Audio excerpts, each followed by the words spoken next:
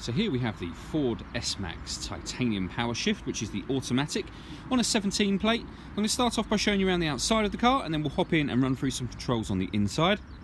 But from the outside you can see it's a 5-door car with alloy wheels and tinted windows. Let's start off inside the boot and then work our way around the rest of the car from there.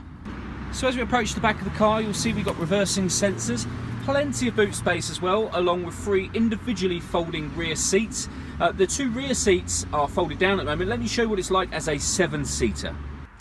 So as you can see, as a 7-seater, you still have a boot space at the back, but obviously all 7 seats are now in place. Okay, so we're just going to work our way back round to the front of the car now, and then we'll hop in and run through some controls on the inside. But now that we've done a full circle of the car, you can see that it's in fantastic condition the whole way round. Just briefly before we climb in, I think it's well worth seeing the interior from this exterior point of view. You get full leather seats, as you can see. The driver's seat is not only electronically adjustable, but has 3 different memory settings. There's plenty to run through on the dashboard, so let's hop in and we'll do that right now. Okay, so we're going to start with the dials. On the left-hand side we have the rev counter, and on the right-hand side the speedometer. In the middle you can see the total miles for the car are 13,656, and then underneath that it will show what gear the car is currently in, which is P for park at the moment. We have 2 separate computers that are adjustable from buttons on the steering wheel. So on the left-hand side we have a trip computer, and in the middle section there we have a kind of a driver data menu, a phone menu, navigation. As you can see, all of these different menus you can go into, and you can have a digital readout for the speedometer should you wish, which is particularly handy. If we back out to the steering wheel, on the left hand side we have the arrows for the left hand trip computer, and on the right hand side we can adjust the satellite navigation, etc., that you saw me doing just a moment ago.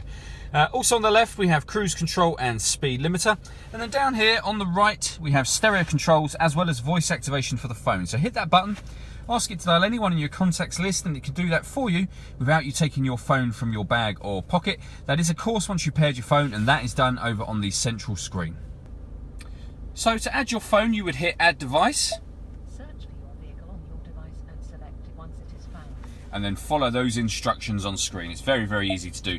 Once you paired the phone, not only can you make and receive phone calls, but you can also stream your music wirelessly via Bluetooth audio.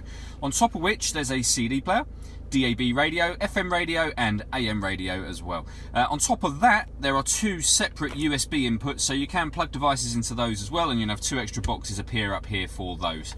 If we go back to the main menu, you'll see this car also has satellite navigation. There's a full video showing exactly how this works on our website and on our Facebook page. It's well worth checking those videos out. And if I pop the car into reverse briefly, you'll see parking sensors there. Obviously we'll get the beeps as you normally would, but you'll also get a visual guideline as well, showing you objects in front and behind you. Working our way down from there, we have the CD player and the main volume for the stereo. We then have dual zone climate control, so you can adjust the temperature on the passenger side of the car and on the driver side of the car, and all adjustments are shown up on the main screen. So passenger side, driver side. Fan speed is also shown up there, but adjusted just down here.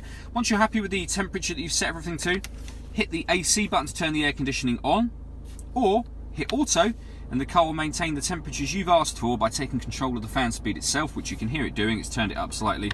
You can override that by just simply readjusting the fan speed accordingly. This car also has a heated front screen as well as heated rear, and heated passenger and driver seats as well. In this little section underneath, which is closable, we have a 12-volt charging socket and the 2 USB inputs that I mentioned previously. We then have the fully automatic gearbox, electronic handbrake on the left hand side, and then on the right hand side we can turn on the front parking sensors directly from here, or back off again, and we can turn off the stop and start. So this car is designed to cut out when you're stationary in traffic to save you fuel. That button will turn that system off. All that leaves me to say is thank you for taking the time to watch this video. If you'd like to come and see the car in person and have a test drive, please feel free to call any of our MJA sites. We'd love to hear from you soon.